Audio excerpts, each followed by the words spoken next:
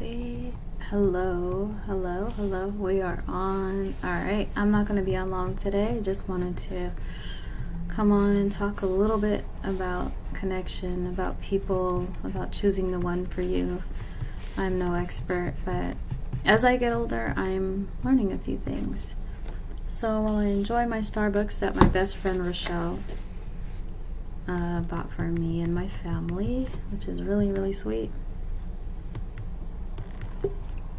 Mind you, she lives like 2 hours away. She's in the Palm Springs area and I'm in the Antelope Valley area.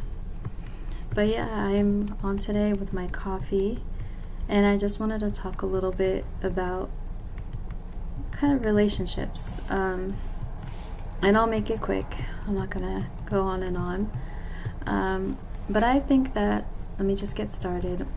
When people are searching for someone, I think a lot of the time they are either looking for a perfect person or looking for a certain look or how they dress or whatever it is. But what I'm finding as I get older, it's truly about connection. I think that's the number one thing that's so important in a relationship. It's connection. And what I mean by that is,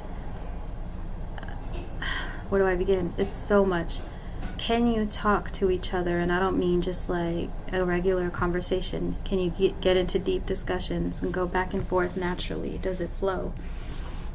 And do you guys genuinely connect? Do you laugh? Do you, communicate? And that's a big thing too, is communication. A lot of times when we find someone and it's just kind of new, they make you laugh. The honeymoon stage is great, right? But it's like, are you really getting to know each other than the little flirtatious points? See, I'm older, so I need more than that. I look for, can we talk about actual topics, conversation? Do our values match up? That's important too, morals, things like that, because people don't think about that up front. You kind of flirt, or oh, he's cute, or she's cute, or he's fine, or whatever. Oh, he has this job and he makes this much money. Like, that's actually not what's going to keep you happy or keep your guys' relationship rich. It's not your pocketbook, it's your heart, it's your spirit. Do you guys connect? Do you want to listen just as much as you want to talk? Like, are you taking in what they're saying? Doesn't mean you guys have to have all of the same opinions. Doesn't mean that you have to always agree. That's not what it is. It's, can you actually talk to each other? Do you want to learn from them? Do you value the words they're saying? Hey Erin, hey Richard, thank you for being here. I really appreciate it. How are you all?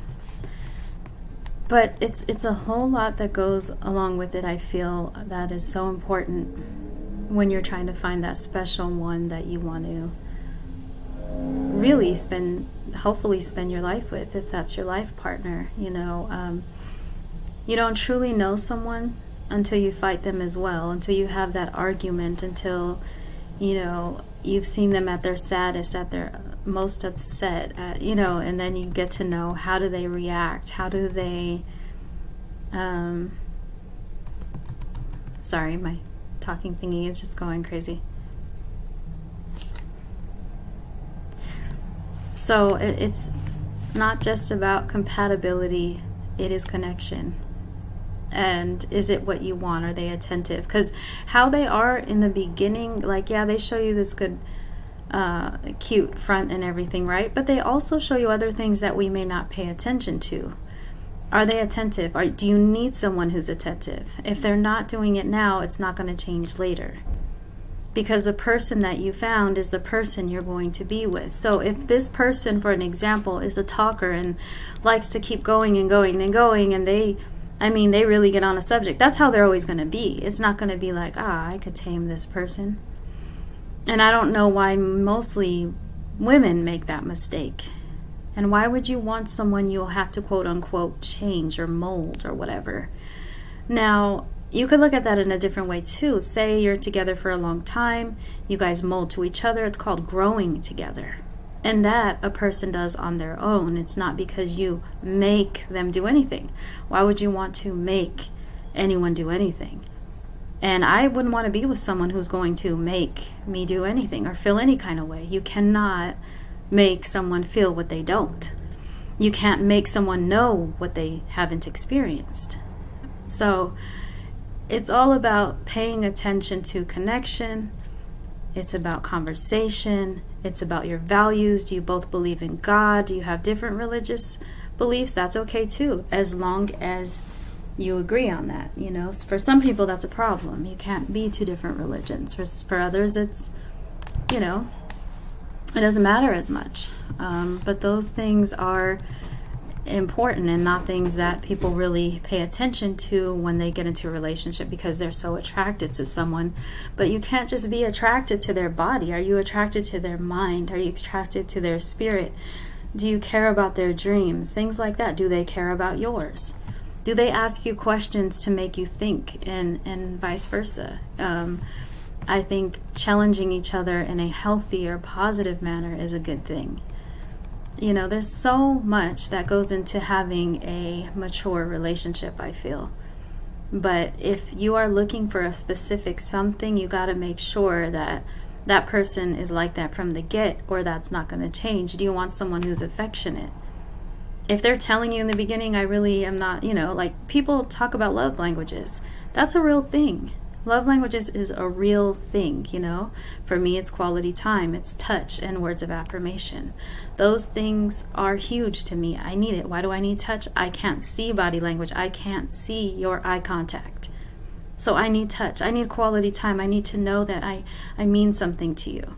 And, you know, and words of affirmation, you need to tell me, because again, I'm not looking into your eyes. Will I feel your spirit soon, eventually? Yes, I will.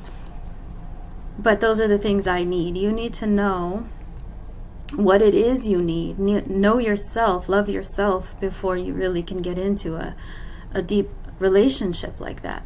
Because then it's fair, because you know what you need. Therefore, you can tell your partner or look for in your partner what it is you actually need, you know. And nobody is perfect. Nobody. Everybody has our flaws. Like there's not one person on earth without a flaw. You're always going to have something that annoys you or gets on your nerves. Even husbands and wives know that, who have been together for a very long time. My God, he snores, or my God, he chews like this, or whatever. Oh, why does he do that? You know what I mean? Like everybody's going to have their thing. But those are the things that you'll also miss if they're not around, you know. Oh, he's always got something to say. Yeah, but maybe it's something to listen to, you know, and maybe that's something you actually really love. And if someone irritates you to the point where it's like, oh my God, then that's not someone you can be with. That's not love. It's really not. So I just want people to understand, like, connection is so important. Love is important. And oh, Richard, hold on one second. Let me hear your comment.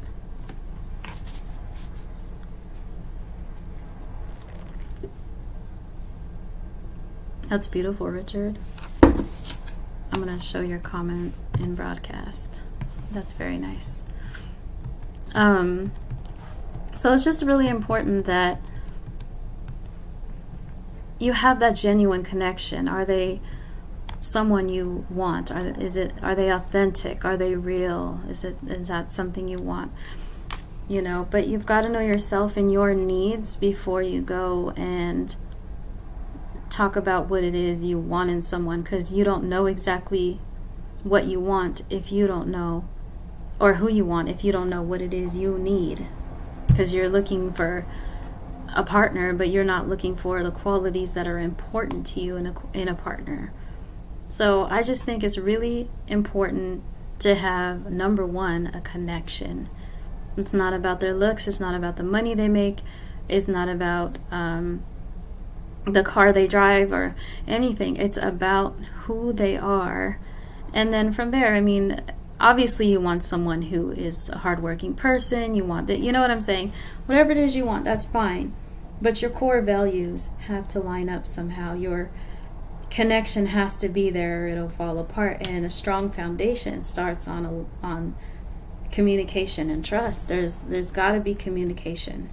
Trust builds over time, and communication is definitely key. People say that a lot, but it's true. If you aren't communicating and say, this is who I am, this is what I need, but also be concerned and attentive to your partner's needs as well, because the more you give, the more they'll give. And if it's not happening that way, then that's not someone you're truly connecting with, I don't believe. But love is beautiful, and I believe that it's unconditional. Love is unconditional. So whether that person is sick, whether that person grows, you're always going to love them. You're always going to be there for them, because that person is your world. You know what I mean? So truly think about connection and what it is you need, and love yourself before you can truly love someone else. Because seriously, once you love yourself, the reason you love yourself is because you know yourself. And then someone else can love you because you already love you. You got to represent who you are, show the person that you want people to see, and that's you, the genuine you. So I'll talk to you all later. I'm going to enjoy the rest of my coffee. Love is beautiful. Love is kind. Love is patient.